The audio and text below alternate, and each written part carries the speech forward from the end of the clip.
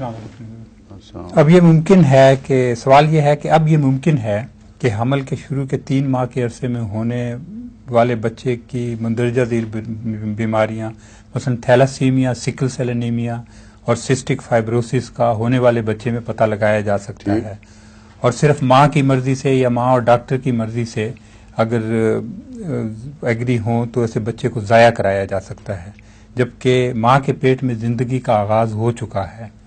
تو ایسا کرنا کہاں تک جائز ہے؟ پیدا ہونے کے بعد پتہ لگ جاتا ہے کہ ان بیماریوں کا؟ یہاں پیدا ہونے کے بعد اس وقت جائز ہے ان کو مارنا؟ نہیں. کیوں نہیں؟ کیا فرق ہے؟ اس وقت یہ تو ویسٹرن کلچر کی جو تھنکنگ ہے اس کے مطابق میں نے سوال کیا ہے. میں بھی سمجھ رہا ہوں کہ ویسٹرن کلچر کی تھنکنگ میں بھی متحارب گروہ ہیں، ایک دوسرے سے شدید اختلاف رکھنے والے. بعض لوگ اس بات پہ مصر ہیں کہ زندگی جب پیدا ہو چکی ہو اسے مارنے کا خواہ وہ ایمبریونک ہو یا باہر آ جائے ہمیں کوئی حق نہیں ہے.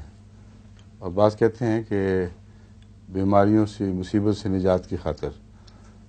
اب جو مصیبت سے نجات کی خاطر جو مسلک ہے وہ 2 طرح سے ہے. ایک ماں باپ کے لیے جو مصیبت ہے، ایک بچہ خود جو مصیبت کی زندگی میں مبتلا ہوگا. پہلے حصے کے تعلق میں اگر پیدا ہو جائے تو پھر ان کو مصیبت نہیں ہوگی اور پھر پتہ چلے. اور دنیا کی بھاری اکثریت ایسی ہے جہاں یہ ٹیسٹ ہو بھی نہیں سکتے. تو پیدائش کے بعد اگر پتہ چلے تو ابھی پیدا ہی ہوا ہے اسی وقت اس کو ختم کر دیا جائے، پتہ بھی نہیں لگے گا کسی کو کیا واقعہ ہو گیا. اور اگر یہ مانا جائے کہ بچے کی خاطر تو پھر مرسی کلنگ کی اجازت ہونی چاہیے. اس میں بچے کی بحث نہیں ہے. ایک بڑا آدمی جو بھی دکھوں میں مبتلا ہو اور تنگ آ چکا ہو وہ کہ میں مرنا چاہتا ہوں، اس کو خودکشی سے کیوں روکتے ہیں؟ تو یہ سارے تضادات جب تک دور کر کے ایک فیصلہ نہ کیا جائے، خواہ غلط ہو یا صحیح، لیکن متضادات پر مبنی فیصلے درست نہیں ہیں. یا آخر تک زندگی کے آخر تک اس اصول کو چلائیں کہ وہ جو دوسرے اپنے ہم جنسوں کے مقابل پر کسی قسم کی ڈس ایڈوانٹیج رکھتا ہے، یہ سوال اٹھے گا. پھر اسے مرنے کا حق ہے کہ نہیں اور اسے مارنے کا حق ہے کہ نہیں. یہ 2 باتیں ہیں. اس کو طے کر لیں تو پھر سفر پیدائش کے بعد سے نہیں شروع ہوگا، سفر اس وقت سے شروع ہوگا جب زندگی بن چکی ہے. پھر تفریق کا کوئی حق نہیں ہمیں، سوائے اس کے کہ ماں کی زندگی کو خطرہ ہو. وہ بالکل الگ مسئلہ ہے. اس میں جو ہے، جو پیدا کرنے والی ہے، اس کا حق فائق ہے.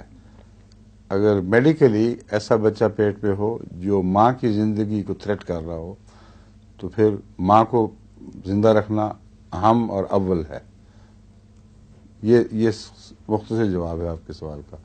کوئی پہلو اس کا رہ گیا آپ جو آپ پوچھنا چاہتے ہیں مزید؟ یہی ذہن میں آتا ہے کہ ایسے بچے ماں باپ کے لیے بعد کی زندگی میں کافی پریشانی کا ہاں، تو جو پیدا ہو چکے ہیں وہ نہیں بنتے پھر مصیبت. لیکن اس میں یہ فرق ظاہر کہ شروع کے 3 مہینے میں جبکہ ابھی شروع میں ہے، یہ ان کا نظریہ ہے. آپ اپنا بتائیے. میں تو اس چیز کو نہیں، اس چیز کے خلاف. آپ نے جو دوسرا موقف لیا ہے جی، اس کا جواب میں پہلے ہی دے چکا ہوں.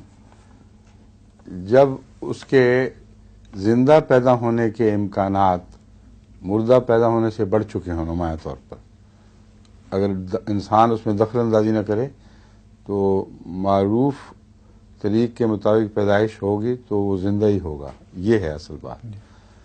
اگر اس کے مرنے کے احتمالات بڑھ جائیں اور ماں کے پیٹ میں تعفن پیدا کرنے کے احتمالات پیدا ہو جائیں، پھر وہ آخری جواب جو میں نے دیا وہ اس وقت صادق آئے گا.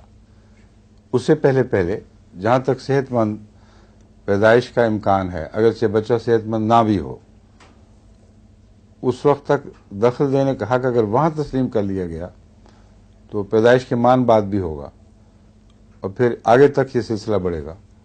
اسی لیے میں نے کہا تھا پہلے اصولی فیصلے کریں، پھر ان کا اطلاق ہر اس صورت کے اوپر کریں برابر.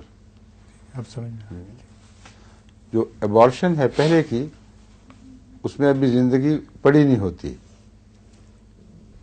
وہ اگر ایبارٹ ہو وہ فیٹس وہ مردہ پیدا ہوگا. وہ ایسے ہی ہے جیسے ایجیکولیشن ہے، اووم کا ضائع ہو رہا ہے، ہر مینسس کے اوپر بے شمار اووم اور ہر ایجیکولیشن پہ ہر بے شمار انگنت زندگیوں کے امکانات ختم ہو رہے ہیں. وہ چونکہ زندگی ابھی ڈھلی نہیں ہے زندگی کی شکل میں، اس سے پہلے پہلے کے حالات مختلف ہیں. وہاں بھی جب فرٹیلائزیشن ہو جائے پھر میڈیکل مشورے کے بغیر مناسب نہیں ہے، مگر زندگی سے پہلے پہلے اسے قتل نہیں کہا جا سکتا. سمجھیں؟ ظہور مہدی آخر